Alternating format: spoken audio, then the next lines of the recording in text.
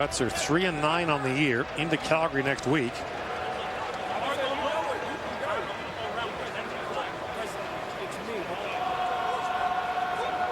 There's an injured Toronto Argonaut in the play. It's Terrence Plummer, linebacker. Got rolled up on by a teammate there at the end of the play. 33-12, the Argos lead. And we'll step away. EFL on TSN is brought to you by the 2017 GMC Sierra Elevation Edition. Get noticed like a pro.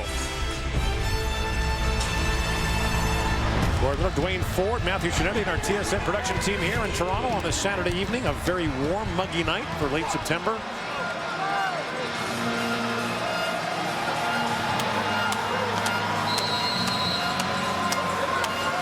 Plummer being examined on the sidelines as the Alouettes have it now first down at their 43-yard line.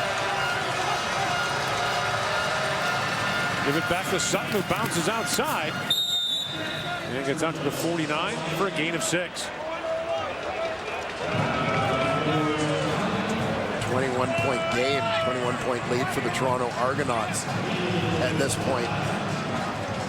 You wonder if the Argos aren't just going to be somewhat content to let the Alouettes choose this as their time to turn to Terrell Sutton in the run game, as it'll keep the clock running, which is to the Argos' advantage. Argos allow the fewest yards per game defensively, the fewest rushing yards per game as well. And now that pass for B.J. Cunningham, and he is cut down by Alden Darby.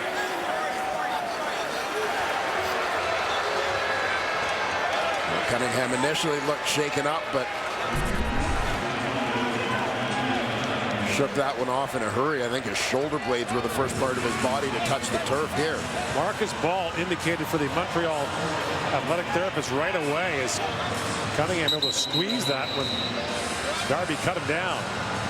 Cunningham was able to kind of get his body turned, so I think his left shoulder really took the brunt of that landing. And I wonder if Cunningham is being taken out of the game. The injury spotter has removed number 85 Montreal from the game. So the injury spotter upstairs is taking Cunningham out of the game after that hit by Darby.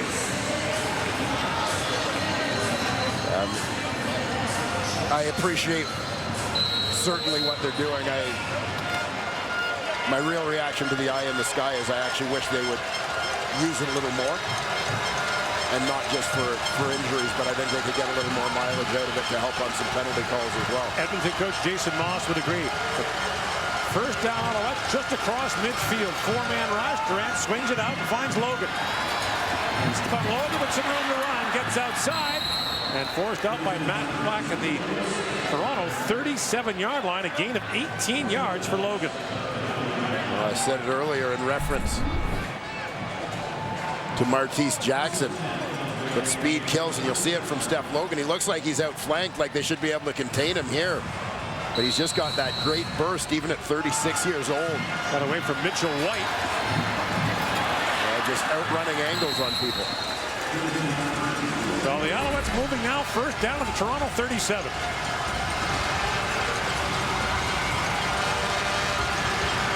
Here's Logan on the carry. Tripped up right away. Leon Lang got in there quickly. The gain is maybe 2.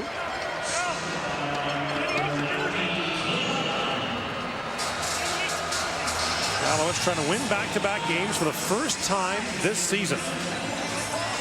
Improve their record to 5-2 at home, and a chance to host a home playoff game here for the first time. Well, Argos with a chance to leapfrog Ottawa. This week, Ottawa had a tie earlier in the season. The game in hand that has given them a point advantage. And now Durant under pressure, and he is dropped by Bear Woods. There's the second sack of the game for the Argos. It knocks the Alouettes all the way back to the Toronto 47-yard line. And you're going to see Bear Woods, middle linebacker, coming from depth here. And the loss is 11 yards, Dwayne. Yeah, on that offensive line. I mean, you've got to take care of the inside gaps, the guys who have the shortest distance to get to the quarterback. That has to be your priority in pass protection. This goes A-gap untouched. Beatty hangs it high in the air. And fielded by Jackson, who gets out to the 20-yard line.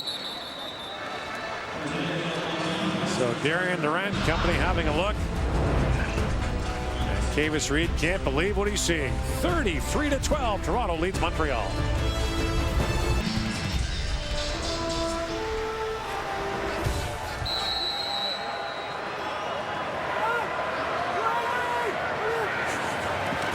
On first down, Ray screens it off for Wilder. And James Wilder Jr. gets out to the 27-yard line. So Wilder's run of 85 yards earlier in this half, the longest run in the CFL since Siobhan Walker went 89 yards in 2012. It's the longest run by a Toronto Argonaut in 41 years. Chuck Ely went 86 yards in a game in 1976. Great former Argo quarterback, Chuck Ely. That's a long, long time ago. What a great player he was. Great person, Chuck Ely. Yeah, fantastic college career, undefeated in his college career. And now a jailbreak here as they miscommunicate. And the backup quarterback, Cody Fajardo, gets thrown down for a loss, and the Argos will have to punt. Could be another opportunity here. Usually when the pressure's coming that quickly, you've got to basically abort that run fake and get on the move. Fajardo, a 25-year-old out of Nevada. He's thrown 29 passes this year. In the first meeting in Montreal, Ricky Ray was injured, and the Alouettes recorded the victory there. Yeah, Fajardo played the second half of that ball game. Jeff Matthews, former Hamilton Tiger Cat, started. Ira Lahu sends it to Logan at midfield. And Steph Logan tiptoes up the sidelines. It goes out of bounds. Week 14 wraps up tomorrow with Saskatchewan playing host to Calgary.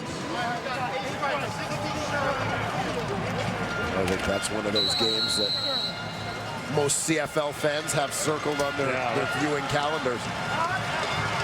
Those two teams seem to have been on a little bit of a collision course in recent weeks, and no love lost certainly between those squads.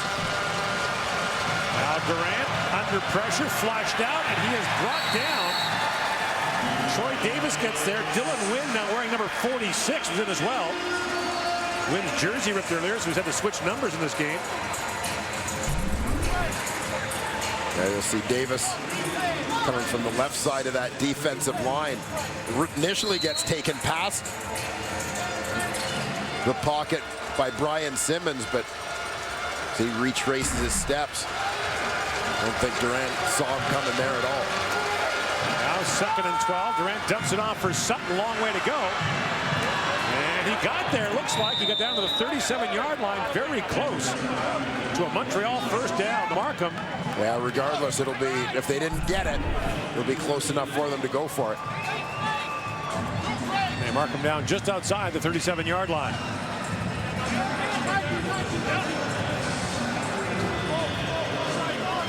Marcus Ball slowed him up. And Gadosh finished him off. Durant with the short yardage team dives ahead, gets the 35-yard line and moves the sticks. 8 to go here in the fourth quarter. The other reason that Saskatchewan-Calgary game is so important, the crossover is appearing to be almost a certainty that a Western team in fourth place will come over and play in the East Division playoffs. Don't get me started. I'm going to get you started. Don't do it, Gord. Is it time to go to the standings 1 to 9 instead of having 2 divisions? Just have the top 6 make the playoffs? Yeah, it was time a long time ago. Agreed. Taquan Underwood with the catch. Brought down at the 31-yard line on the tackle by Brandon Harris. By the way, just a point from earlier in the game. After the fumble by Martese Jackson that led to a Toronto touchdown, they've replaced him on kick returns with Monty Edwards. So the last 2 punts have been fielded by Edwards instead of Jackson. There's Sutton on the second down carry. He's got a first down as he gets down to the 22-yard line. A gain of 9 on the play. Very methodical Montreal march here. And you certainly don't want to count this game as done before it's over by any stretch. Still lots of time by CFL standards with half quarter to go. But you wonder, looking ahead, the way that Montreal has leaned on Terrell Sutton and Sutton has produced in the second half of this ball game. It'll be interesting to see if he becomes a bigger part of their game plan. Right. Going forward here. And gets down to the 10-yard line, moves the sticks again on a gain of 12. You know, I mean, you see the effect that going to the run a little bit more has had for the Toronto Argonauts over these last couple of weeks. But as you mentioned, they've been behind early so much. There's Logan now on the first down carry, tripped up at the 6-yard line. See, I've always kind of questioned this tendency that teams have in this league that so early. I mean, 3 quarters is so much time remaining in a ball game in the Canadian Football League, but it just seems like if a team is behind by a couple touchdowns after the first quarter, all of a sudden it becomes all pass, no run, trying to get all the points back. I mean, you've got plenty of time to erase a couple of possession deficit at that stage in a game that, you know, when you haven't scored in the first half, that shouldn't rule out one of your best offensive weapons just because he's the running back. Second and goal. Durant to the end zone for Jackson. It is intercepted, picked off by Mitchell White. He's got his second interception of the game. And the Alouettes scoring threat is snuffed out.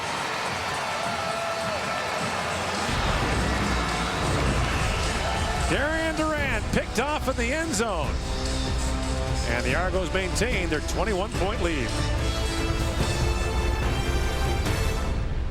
Get them. Mitchell White with the end zone pick for the Argos. Yeah, White's second interception of the day. This one, overthrow by Durant. Looking for Ernest Jackson in the end zone. Really wasn't even close. Mitchell White is the beneficiary. So the Argos take over their 25-yard line. And Ricky Ray remains in the game, gives it off to Wilder. Wilder gets stacked up pretty quickly there. Devon Walls in to help make the stop. So Mitchell White played last year for Ottawa, won the Grey Cup here. Signed by the Argos and making his Toronto debut tonight.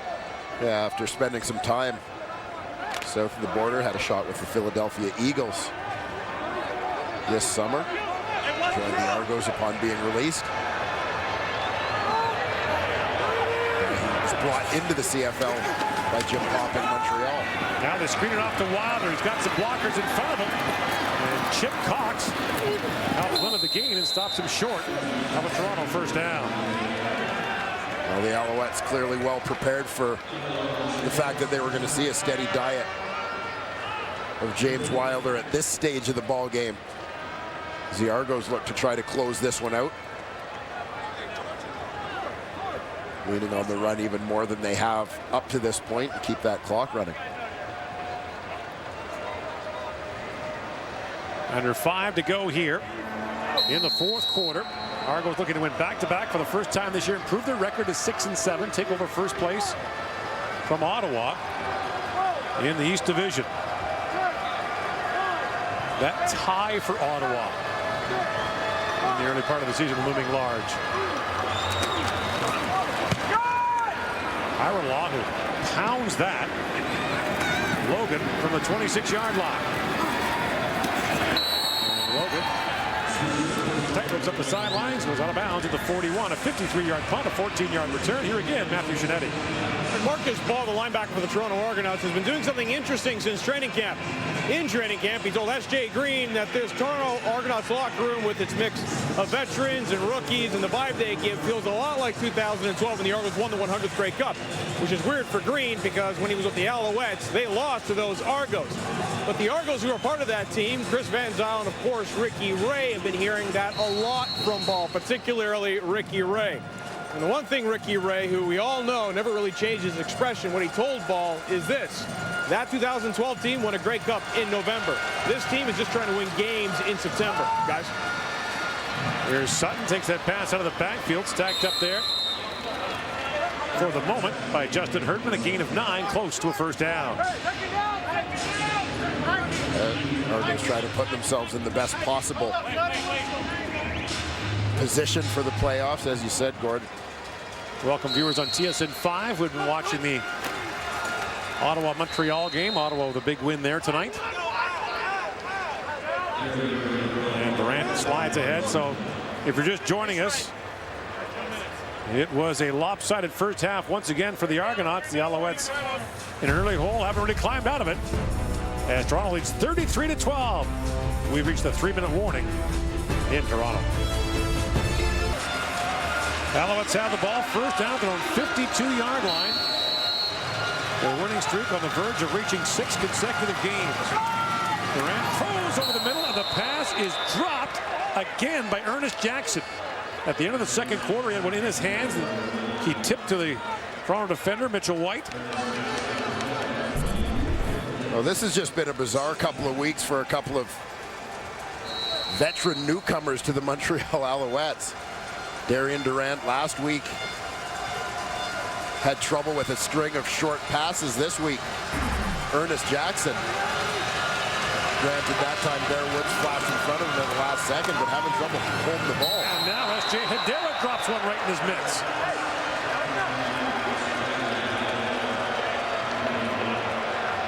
And the Alouettes may leave the offense on the field here for third down. Yeah, really nothing to lose at this point.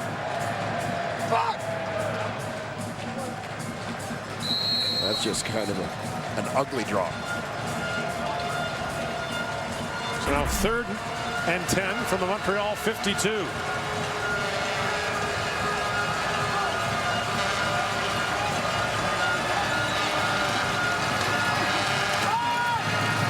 throw. And the pass caught this time by Hedera. Up to the 45-yard line. Veteran quarterbacks will do that so often. Go back to the guy who just dropped one. Give a chance to redeem himself, and Hedera does for a first down to the Toronto 45. A big conversion here on 3rd down. Hedera just sitting in the middle. Your old teammate Doug Flutie. One night, Dave Sapun just dropped an easy one. He went back to him, dropped it again, and Flutie said, "You're done for the night." Now Durant. The Taekwondo Underwood, the pass over his head, incomplete.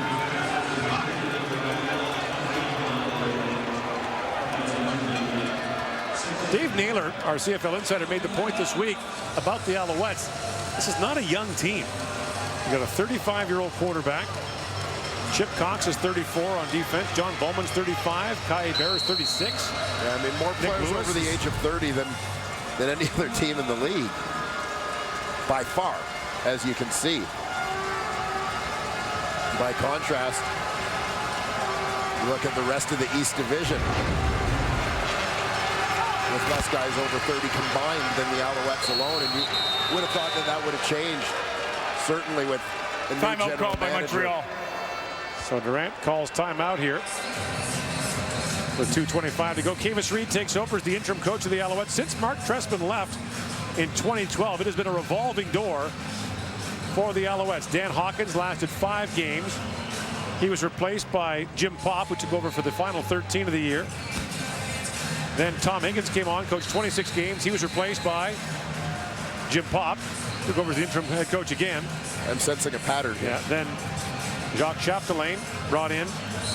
He's been replaced by the new GM, Kavis Reed, now on the sidelines. Reed wearing 2 hats. Second down, Durant throws down the field, has a man wide open. finds Sam Giguère, and just the third catch of the year for Giguère. Gets the Alouettes down to the Toronto 21-yard line. Here, the former Hamilton Ticat. I like this view because you'll see S.J. Hydera go left to right. He opened up on your screen that window for Sam Giguère as he pulled a defender with him. To the right, you had Giguère coming the other way. That was the window Durant was waiting for to throw the football. On first down, Durant throws to the sidelines. Caught by B.J. Cunningham back in the game. And Cunningham wrapped up by Mitchell White. Gets thrown down at the 14-yard line. Cunningham removed from the game by the spotter upstairs. Examined and now comes back in. Good to know that B.J. Cunningham is all right. Cut down by Alden Darby, who sent him flying head over heels.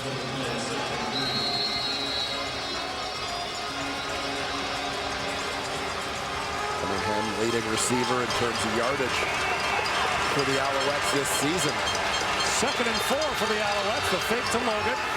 And the throw short for B.J. Cunningham brings up third down.